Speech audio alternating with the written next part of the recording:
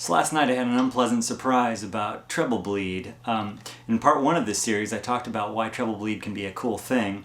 As you turn down the volume, it maintains brightness. Now this guitar is an Epiphone Riviera P93 and it has 3 volume pots. So as I showed in part one of the series, I went through and I found out which kind of capacitor I liked. It was an orange drop 1000 picofarad. Sounded good on a single volume pot, so I went ahead and I put it on all 3 volume pots. When I finished, I started playing through it, and it sounded pretty good, but I noticed there were some weird interactions between volume pots. This 3-way switch, you're always hearing a combination of pickups. You can never isolate just one. So in the up position, I'm hearing both the neck and the middle pickups. And what I find is I often turn the volume on the middle all the way down to just listen to the neck, or vice versa. I turn the volume all the way down on the neck so I can listen to the middle. And it doesn't sound as bright as I would expect. And I confirmed this strangeness by repeating my earlier experiment where I just bypassed all the electronics and hooked up a pickup directly to the output jack and compared that with the electronics in place, and noticed a huge drop-off in the high end. Now, I totally didn't expect this, but after writing out the circuit on paper, I realized what was going on, and it's not a good thing. It's bad news. So I'll explain the circuit on paper in just a minute, but before I do that, let me demonstrate the issue. I've got the switch in the up position, and I'm listening to just the neck and the middle pickups. I've got right now, the middle is turned all the way down and the neck is all the way up. And I have a treble bleed cap only right now on the neck pickup. And I'll explain why I'm doing that in just a second. So this is the neck pickup alone. Nice and bright. And as I turn it down, it maintains its brightness. Let me turn it all the way down, and the middle pickup all the way up. So this, moving closer to the bridge, should sound brighter. And it sounds like it has a blanket thrown over it. It's really dull sounding. The neck is turned down, the middle's all the way up. Now, there is a treble bleed cap on the neck. Let me disconnect it. You would think that should be having no effect right now, but in fact, when I disconnect it,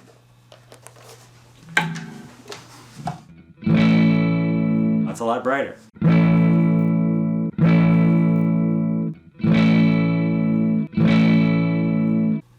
Let's take a look at the circuit and see why.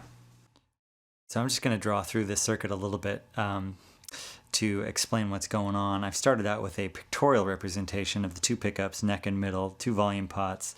I've got 1 lug of each tied to the back of the pot. These are actually tied together, that's ground. And the pickups are going to the middle lugs, and then the others are coming out to a switch here, but since I've got the switch in the up position, they're both tied together, so we'll just connect those, and those go to the output jack.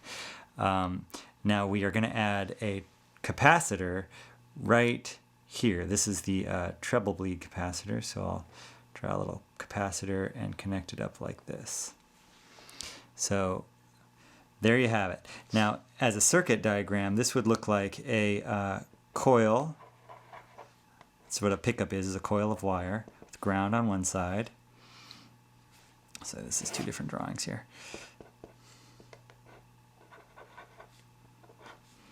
Okay, and this goes to the pot, which is a voltage divider with 2 resistors. We go up like this and down like this to ground. So this is the side of the lug that goes to, the side of the pot that goes to ground.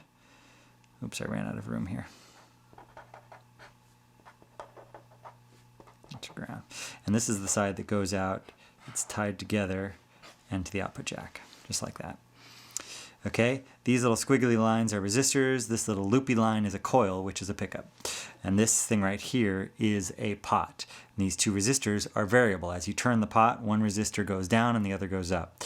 So the case I want to talk about is if you've got the neck with a capacitor. This is the treble bleed capacitor. We'll put it right here between, just like over here, it's between the pickup and the signal side of the pot. And this is the pickup and the signal side of the pot. This side goes to ground.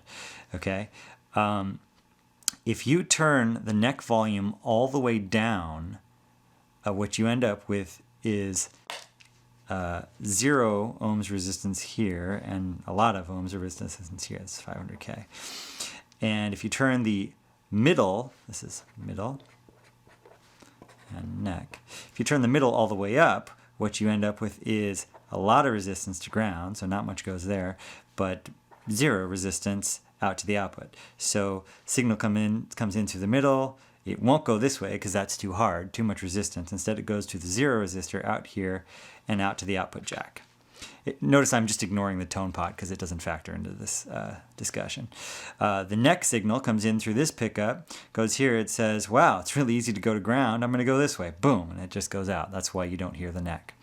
But notice that with this capacitor right here, signal coming in through the middle, walks in through here, takes this route because there's no resistance, goes up this way, and some goes out this way, but notice some also can go up through here, through this capacitor, and down through this, because it's zero resistance here. This is a nice easy path through this capacitor down to ground.